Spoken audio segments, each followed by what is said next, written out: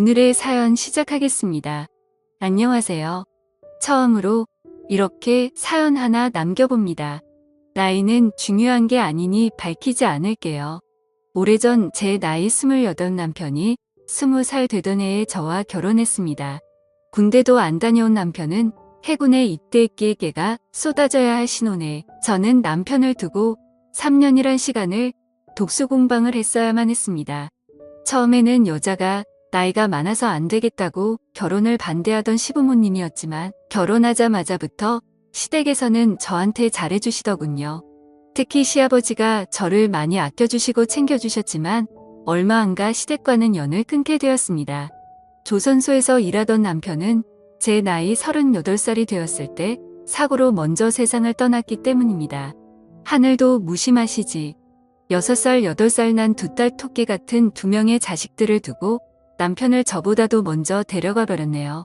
사고 보상금이나 보험금을 타긴 했지만 전업주부로 살아온 저에게 이 시련은 너무나도 가혹했습니다.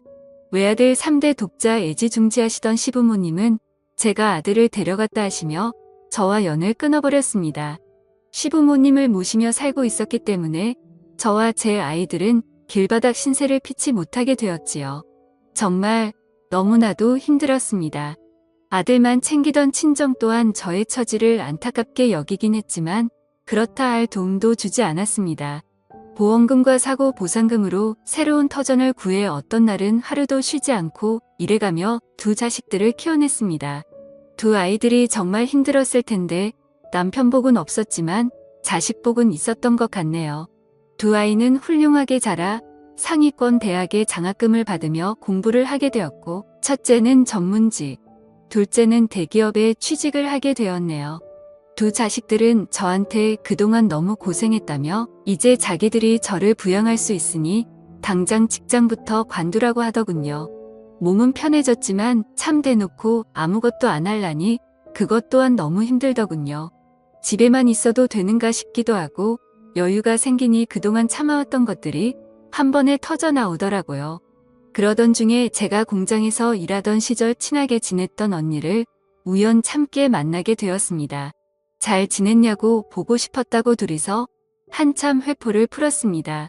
듣자 하니 이 언니는 이미 몇 년 전에 은퇴를 한 상태였다고 하더라고요.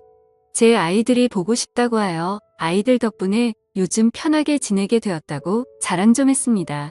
언니와는 가끔씩 만나며 친분을 다져왔는데 그러다 보니 어느 날 고민 아닌 고민거리를 언니에게 털어놓게 되었습니다. 그동안 자식 키우는 데만 집중해서 살아와서 몸은 편해지고 여유로워졌는데 뭘 해야 할지 모르겠다고요. 언니는 그런 게 고민이었으면 진작 말하지 그랬느냐며 저에게 새로운 세상을 가르쳐줬습니다. 여러 취미 활동을 하던 언니가 이런저런 자리에 저를 데려가기 시작했어요. 스포츠 댄스도 배우고 등산도 다니고 제 인생에 해보지 못할 것 같았던 골프도 배우게 되었습니다. 자식들 뒷바라지하느라 일만 하면서 살아 몰랐는데 세상에는 할 게 너무나도 많다는 사실을 알게 되었습니다. 언니는 언제부터 이렇게 인생을 즐기면서 살기 시작했는지 아는 사람들도 참 많더군요. 새로운 걸 하게 되면서 그동안 느낀 적적함은 많이 사라졌지만 그래도 뭔가 채울 수 없는 아쉬움이 강하게 남더라고요. 그러던 중에 언니가 저에게 제안을 하나 해왔습니다. 하루는 저보고 묻지마가 뭔지 알고 있느냐고 물어보더라고요. 좋은 이야기는 들어본 적이 없으니 같이 가자고 물어보는 언니의 말에 한사코 거절의 의사를 표현했지만 앞으로 살아봐야 얼마나 더 살겠냐며 저를 계속 설득을 하더군요. 결국 언니의 간곡한 부탁에 모시겨 한번 다녀와 보기로 했습니다. 약속 장소로 가니 관광버스가 한 대 서 있었어요. 막상 정말 저 버스에 몸을 싣는다 하니 긴장이 되고 가슴이 쿵쿵 뛰더군요. 언니한테 이거 은근히 긴장된다고 하니 언니는 사실 혼자서 몇 번 와봤다면서 잘 설명해 줄 테니 떨지 말고 있으라고 하네요. 버스 문 앞에 있는 남자에게 다가가니 어디 산으로 가시는 분들이냐고 서글서글하게 인사를 하더군요. 회비를 내고 안에 들어가니 버스는 벌써 절반이 넘게 차 있었습니다. 언니와 나란히 자리에 앉아서 버스에 누가 있는지는 확인도 하지 않고 수다를 떨고 있었습니다. 언니가 설명해 주기를 소지품 집기 같은 걸로 짝을 맞춰줄 것이라고 하더라고요. 일단 짝이 정해지면 장소에 도착하기 전까지 여자는 안쪽에 앉고 남자는 바깥쪽에 앉아서 놀 거라고 말해줬어요. 설명을 듣느라 정신없이 있는 가운데 버스에 어떤 사람이 탔는지는 당연히 확인도 못하고 있었어요. 잠깐 언니에게 찝적대는 남자분이 계셔서 대화에 공백이 생겨 혼자 신나게 그 남자와 떠들고 있는 언니만 바라보다가 주변이나 둘러볼까 하며 고개를 들었는데 정말 심장이 내려앉는 듯 했습니다. 20년간 얼굴 한번 못 보고 지낸 시아버지가 버스에 오르시는 걸 봤기 때문이죠. 시아버지도 저와 눈이 마주치게 되었고 적잖이 당황한 듯 보였습니다. 언니는 이미 옛저녁에 아까 그 남자와 합석을 해서 제 옆에서 사라진 상태였어요. 버스를 탈 때 봤던 서글서글하게 인사하던 사람이 마이크를 들고 진행을 하기 시작하더군요. 그냥 돈 받는 사람인 줄 알았는데 알고 봤더니 사회자였어요. 차가 출발하자마자 신나는 음악이 흘러나왔습니다. 사회자는 고속도로에 진입하게 되면 남편 마누라 생각은 출발하던 곳에 두고 오라고 하며 오늘 하루만큼은 고민 없이 재밌게 보내자고 말하며 능숙하게 진행을 하더군요. 하지만 아무리 남편 없이 지낸 세월이 20년이라고 해도 저 멀리 앉은 시아버지 뒤통수를 보고 있자니 고민이 안 될 수가 없었지요. 아직도 짝이 없는 사람이 있냐고 하며 혼자 앉아있는 사람들을 둘러 모아 남자들의 소지품을 걷어갔습니다. 시아버지도 제 눈치를 보신 건지 저처럼 끝까지 짝을 찾지 못하고 혼자 계셨어요. 소지품이 담긴 바구니를 사회자가 제 앞에 들고 오는데 바구니 안에는 너무 익숙한 물건이 하나 있었어요. 제가 결혼하고 시아버지 첫 생신 때 사들인 가죽 지갑을 아직도 쓰고 계시더군요. 가죽이 달아해졌는데도 불구하고 아직도 사용하고 계신다는 생각에 오만 가지 감정이 교체하더군요.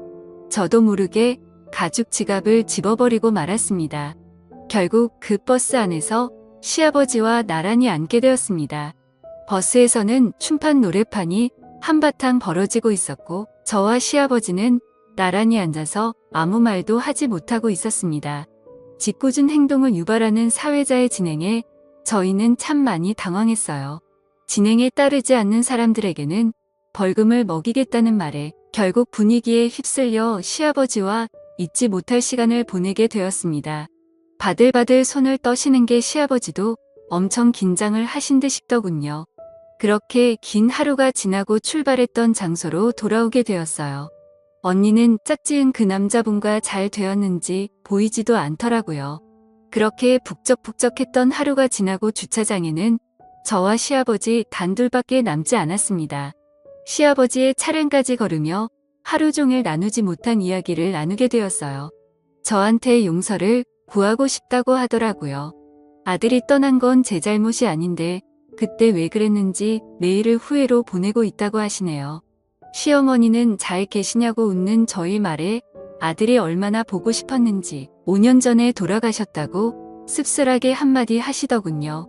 시아버지도 혼자서 외롭게 지내셨고 그 외로움 속에서 제가 느꼈을 기분을 생각하니 저에게 큰 죄를 지은 것 같다는 생각을 하셨답니다.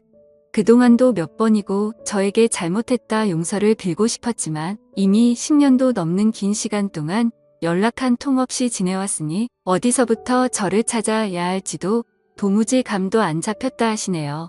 20년 만에 시아버지 댁에 처음으로 들르게 되었습니다. 제가 살던 그때와 달라진 것 하나 없더군요. 저는 생전에 저와 같이 쓰던 신혼 방마저 그대로 유지하고 계셨어요. 시어머니가 쓰시던 방도 깨끗했습니다. 그동안 그 방을 정리하며 얼마나 많은 후회를 하셨을까 하는 생각에 저도 모르게 눈물이 나더라고요. 그렇게 그날 밤 시아버지와 한참을 부둥켜 안고 울었습니다. 그날 시아버지 집에서 하루를 보내고 다음날 시아버지 차를 타고 집으로 돌아왔습니다.